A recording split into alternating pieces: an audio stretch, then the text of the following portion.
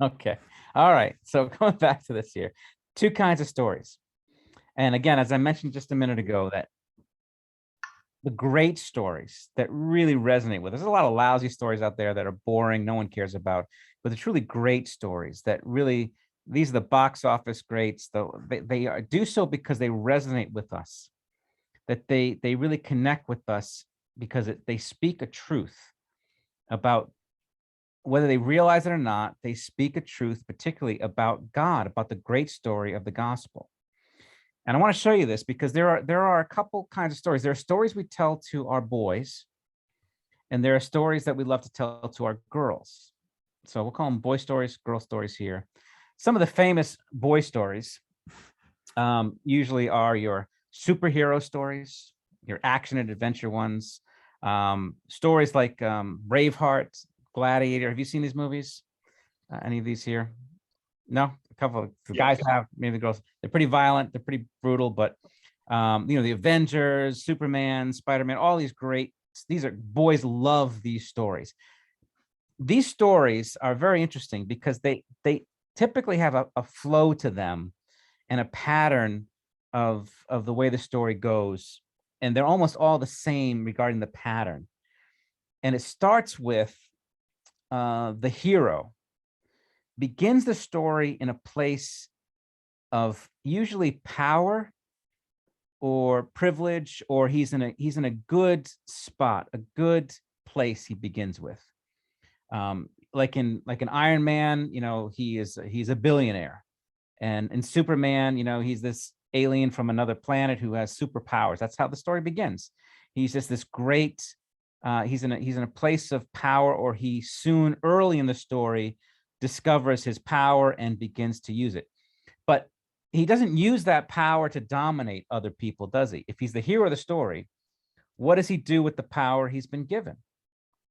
Well, if you follow the story through, you know that he always ends up sacrificing and using that power to serve other people.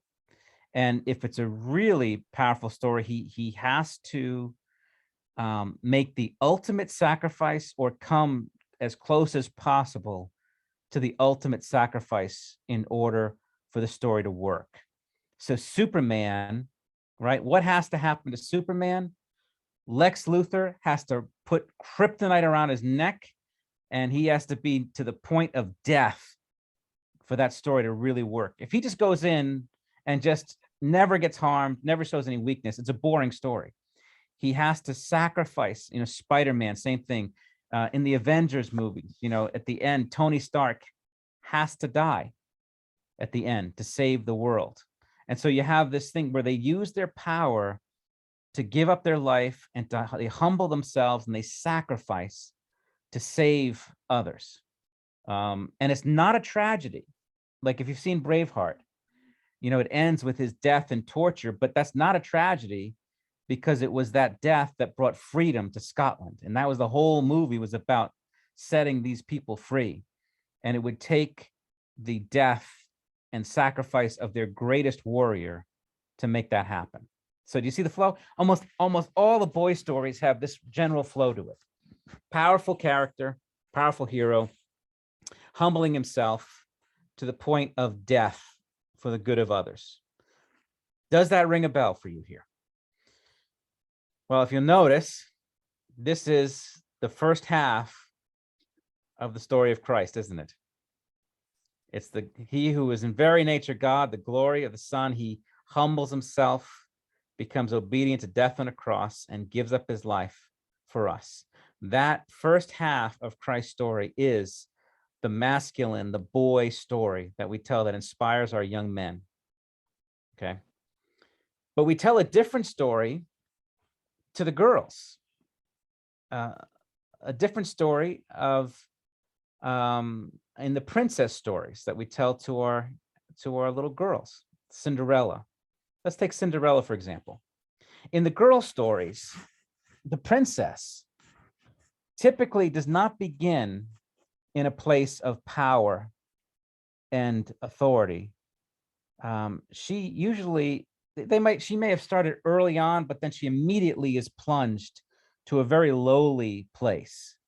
Like Cinderella, though she's the beloved child of her father, adored, when her father dies, she gets plunged into just the lowest of places. Even her name, Cinderella, if you remember what that means. Why is she called Cinderella?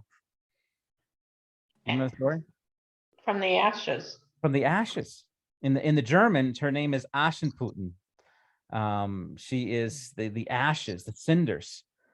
She's covered in cinders. She's filthy. And she becomes a slave in her own house to her evil stepmother and stepsister. She's oppressed, she's enslaved. She starts out in the lowest place. And then what happens is, how does she escape that lowest place? Well, the prince comes, right? The prince comes, sees her worth. That's really important. Though she's despised by everybody else, the prince sees her worth and raises her, joins himself to her in marriage and raises herself, and she ends her story not like the man did in the grave.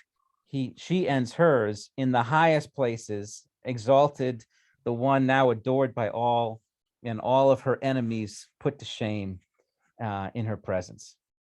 That's the princess story. She starts out in a lowly place and is exalted to the highest place in the kingdom. And so you can see that the princess story kind of picks up where the hero story leaves off. A one who is humbled and lowly and is then exalted to the highest place. And that inspires and resonates with us. And it's really fascinating how they complement each other. Here you have one beginning high and ending in a low place for the good of others. One who begins in a low place, yet because she is worthy, is exalted to the highest place in the land and lives happily ever after from then on. So this sort of puts it together, and that's why I really believe you start looking at the fairy tales and the action movies. You see these themes all the time. They're constantly repeated. You can almost name any of the princess stories, and they have the same basic pattern. You know, we'll talk about like Beauty and the Beast. What's Beauty and the Beast about? You know, who's the hero? There's actually a couple ways you can read that story. You can read it from the perspective of the prince. Remember, he starts off in a great place, and then he has to be completely humbled, being turned into a beast, until he finally learns to give his life up for another person. And then he experiences love and is exalted back to the highest place. Just like the story of Christ here. That resonates. It works. Or you can talk about from the position of Belle, the princess, the beautiful woman. She's the only child of her father, who starts off the story. She is despised by her town, right? No one gets her. And she gives up her life. She goes to be joined to this hideous creature and saves him. And then she's exalted with him to the highest place. They live happily ever after. All those themes, they keep repeating themselves. And they work because they're true. They reflect the ultimate truth of the gospel of Jesus Christ. So any question about that? I hope that's good. Okay. I'm going to stop. You're on mute there, Kim. I'm going to stop recording.